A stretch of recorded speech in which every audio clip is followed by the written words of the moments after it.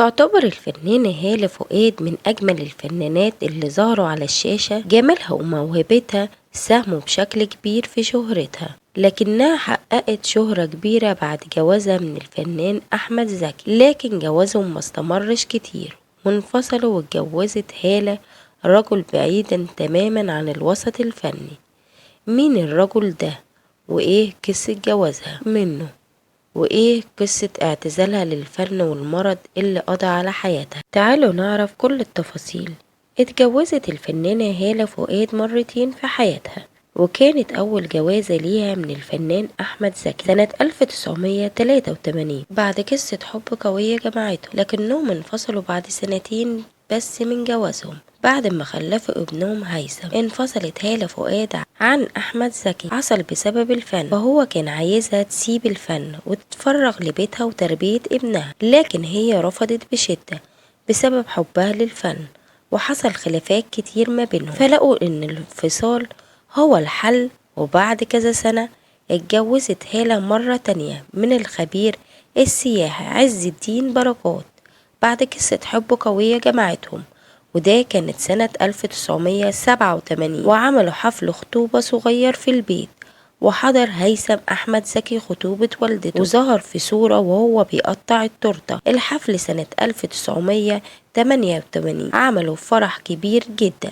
حضر عدد كبير من نجوم الفن، وكان من ضمن الفنانين اللي حضروا الفرح هو فنان محمود ياسين ويوسف شعبان وسماح أنور وعفاف شعيب وغيره. حملت هالة فؤاد ابنها التاني وولدته في أواخر سنة 1990، لكن ولادتها لابنها كانت متعثرة جدا واتصابت بجلطات كتير، وكانت هي هتفقد حياتها في الولادة. وبعد ما ربنا نجاها من الموت بأعجوبة، حست إن الحياة قصيرة جدا، وقررت إنها تلبس الحجاب وتعتزل التمثيل تماما وتتفرغ لحياتها الزوجية وتربية أولادها. لكن بعد فترة قصيرة من اعتزالها عرفت إنها مصابة بمرض السرطان الثدي، وبدأت رحلة علاجها طويلة في فرنسا والقاهرة، واختفى لفترة مؤقتة، لكن رجع ليها المرض مرة تانية ولكن بشكل أقوى، فواجهت المرض بشجاعة وإيمان، وأيامها الأخيرة قضتها في الدعوة إلى الله بين المرضى والممرضات في المستشفى. اتعرضت هالة فؤاد لصدمة تانية قضت عليه، وهي وفاة والدها المخرج أحمد فؤاد، وده أثر نفسيا جدا عليه، ودخلت في غيبوبة متقطعة واتدهورت حالتها بشكل كبير، وتوفيت يوم 10 مايو سنة 1993، وكان وقتها عندها 35 سنة. بمجرد ما عرف أحمد زكي بوفاة هالة فؤاد انهار تماما